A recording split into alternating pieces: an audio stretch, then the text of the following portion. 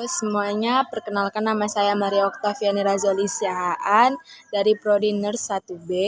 Di sini dengan NIM 0320210077. Di sini saya akan menjelaskan sistem fisiologi dan anatomi sistem pernafasan pada manusia. Sebelum itu saya akan menjelaskan apa itu sistem respirasi. Sistem respirasi atau sistem pernafasan merupakan peristiwa menghirup udara yang mengandung O2 atau oksigen ke dalam tubuh serta mengeluarkan udara keluar dari tubuh yang mengandung banyak CO2 atau karbon dioksida sebagai sisa oksidasi keluar dari tubuh. Di dalam sistem respirasi ada dua cara. Yang pertama itu inspirasi dan ekspirasi. Inspirasi itu pertukaran O2 dan CO2 dari darah ke sel-sel tubuh. Sedangkan ekspirasi itu pertukaran O2 dan CO2 dari darah dan udara. Baik, di sini saya akan menjelaskan anatomi dan fisiologi dari sistem pernafasan. Baik, ini dia sistem pernafasannya. Di sini udara masuk dari hidung. Hidung itu yang ini masuk. Di dalam hidung ini itu mempunyai dua lubang yang disebut cavum nasi dan mempunyai sekat hidung disebut septum nasi. Di dalam nasal itu ada bulu-bulu hidung atau silia yang berfungsi untuk menyaring udara, kotoran, dan debu. Di dalam hidung juga ada lendir yang berfungsi untuk menghangatkan dan melembabkan suhu tubuh kita. Di dalam hidung ini itu berfungsi juga sebagai yang pertama bekerja sebagai saluran pernafasan, yang kedua itu sebagai tempat penyaringan yang dilakukan oleh bulu-bulu hidung atau silia. Yang ketiga dapat menghangatkan suhu tubuh kita yang dilakukan oleh mukosa. Yang keempat itu membunuh kuman-kuman yang masuk ke dalam hidung. Dari hidung kita masuk ke faring. Faring itu yang ini. Yang ini. Di faring itu tempat pertemuan antara udara dan makanan.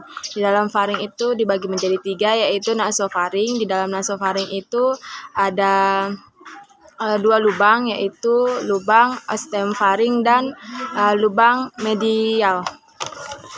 Terus faring itu terletak di belakang rongga hidung. Terus yang kedua itu ada orofaring. Orofaring itu terletak di belakang mulut. Itu mempunyai 2 hubungan.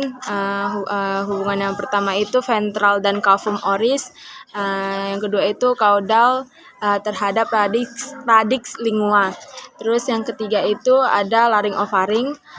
Laringofaring itu mempunyai hubungan antara laring dan mulut laring yang disebut aditus laringoes. Dari faring kita menuju laring. Laring itu yang ini. Laring bisa disebut juga pangkal batang tenggorokan. Tersusun atas tulang rawan yang membentuk jakun. Di dalam laring juga terdapat katup. Katup ini disebut epiglotis. Epiglotis ini di dalamnya terdapat pita suara. Fungsi laring itu untuk melindungi saluran pernapasan dengan cara menutup secara cepat pada saat stimulasi mekanik sehingga mencegah benda asing masuk ke dalam tubuh.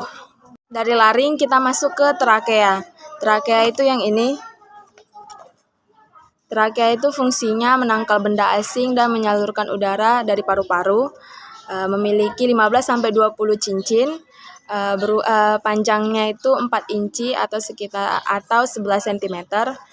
Di dalam trakea ini kita mempunyai lapisan sel atau lapisan epitelium bersilia dan berlendir, lapisan tulang rawan dengan otot polosnya, dan lapisan terluar dengan jaringan pengikat. Setelah dari trakea kita menuju bronkus. Bronkus itu yang ini. Bronkus kanan itu bronkus principalis dextra, dan yang sebelah kiri itu bronkus principalis sinistra. Di bronkus yang kanan itu lebih pendek dan lebih besar. Sedangkan di bronkus yang kiri ini lebih panjang, diameter limennya itu lebih sempit. Terus di bronkus ini bercabang-cabang lagi yang disebut bronkiolus. Bronkiolus itu terdapat 3 bagian. Bagian yang pertama itu lobural sebagai tempat terbesar, yang kedua itu terminal sebagai transit udara, terus yang terakhir itu respiratorik, udara langsung menuju ke alveoli. Alveolus itu terdapat di ujung-ujung bronkiolus. Di bronkiolus itu tempat pertukaran O2 dan CO2. Terus kita akan lanjut ke paru-paru. Paru-paru itu yang ini. Paru-paru itu terletak di rongga dada. Di dalam paru-paru itu ada paru-paru kanan itu dextra, dan paru-paru kiri sinistra. Dalam paru-paru kanan itu mempunyai 3 lobus, yaitu lobus superior, medialis, dan inferior. Di dalam paru-paru kiri ada superior dan inferior. Selaput pembungkus paru-paru ini disebut pleura. Selaput sebelah dalam itu disebut pleura visceralis, dan sebelah luar itu pleura parietalis. Baik, selanjutnya saya akan menjelaskan mekanisme saluran pernafasan. Yang pertama itu udara. Udara itu masuk ke dalam hidung. Di dalam hidung ini itu mempunyai bulu-bulu halus atau silia yang berfungsi untuk menyaring udara, kotoran, dan debu. Di dalam hidung ini juga terdapat lendir yang berfungsi untuk menghangatkan dan melembabkan suhu tubuh.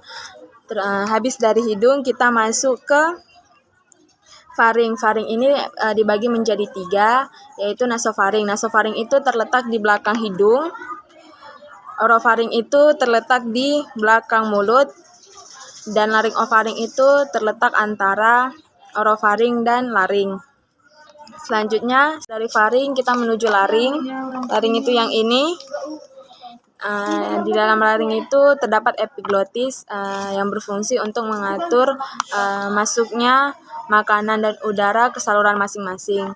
Habis dari laring kita masuk ke trakea. Trakea ini mempunyai 10-15 cincin, mempunyai panjang 4 inci atau 11 cm. Di trakea kita menuju bronkus. Bronkus itu yang ini, kanan dan kiri. Yang kanan itu dextra, yang kiri itu sinistra. Yang kanan ini lebih kecil, sedangkan yang kiri ini lebih panjang dengan limennya yang sempit. Terus di bronkus ini memiliki cabang-cabang seperti ini yang disebut bronkiolus. Di bronkiolus ini dibagi menjadi 3, yaitu lobural sebagai tempat terbesar, terus terminal sebagai transitnya udara, dan respiratorik, udara langsung menuju ke alveoli. Ini paru-paru. Paru-paru ini memiliki paru-paru kanan dan paru-paru kiri.